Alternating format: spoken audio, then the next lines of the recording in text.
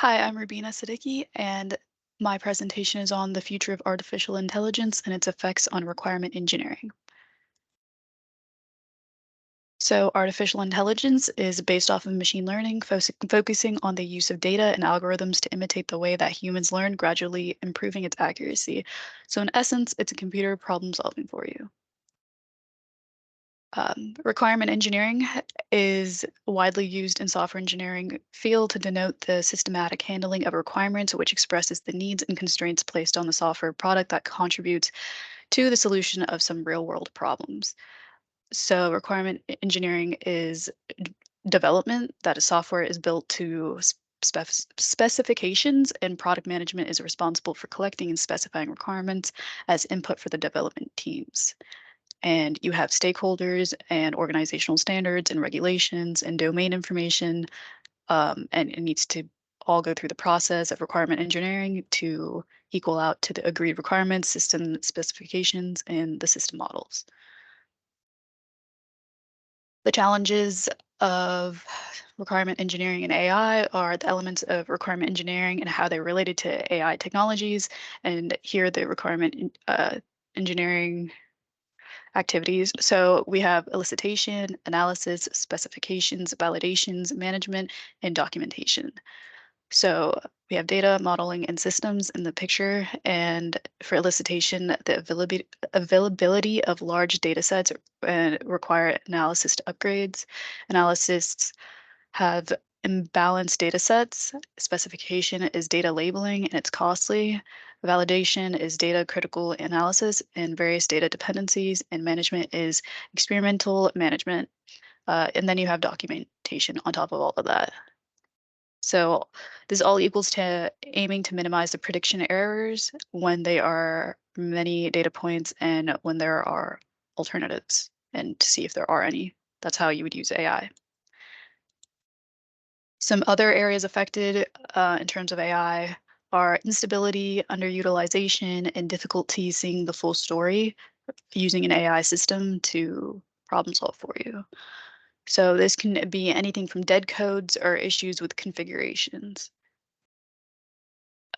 Educational aspects of AI. So people are worried about widespread cheating, and teachers are now trying to find new ways to test students, not just based off of paper, but even going as far as orally having them recite something.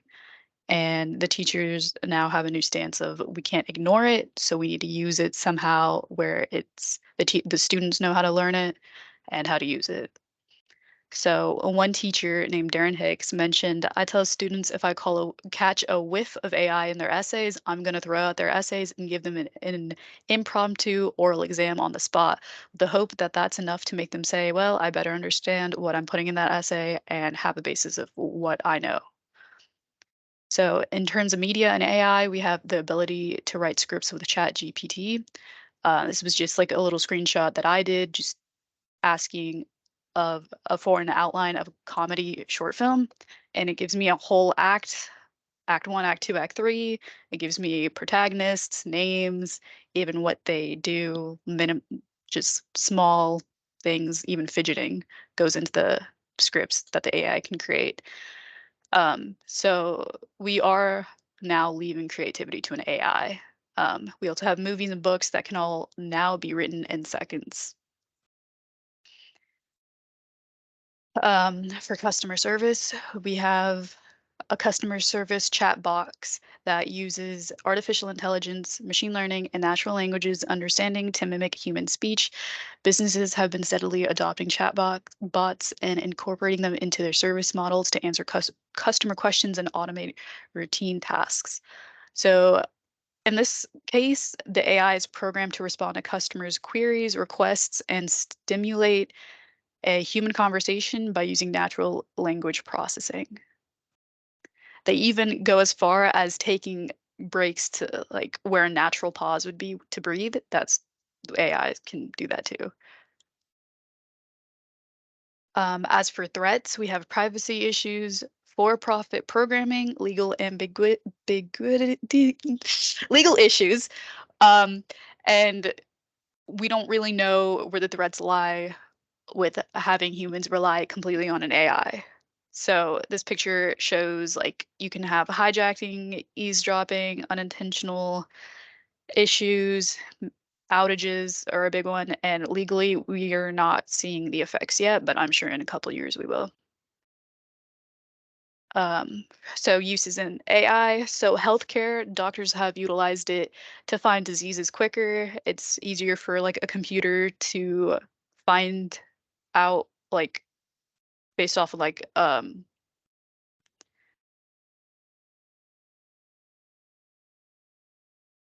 X-ray, based off of an X-ray. It's easier for an AI to be like, that's this disease versus a non-trained eye of like a doctor.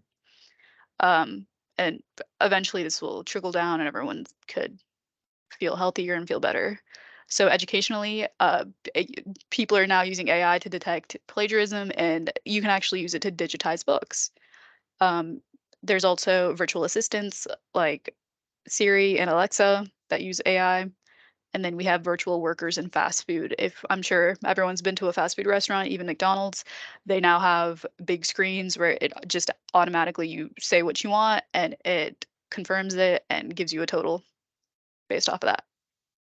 So there's no humans needed in that. Some case studies. Um, so we have there was one case study where hiring was done by computer, and then there was another one where they went through chain issues and warehousing and how to manage that.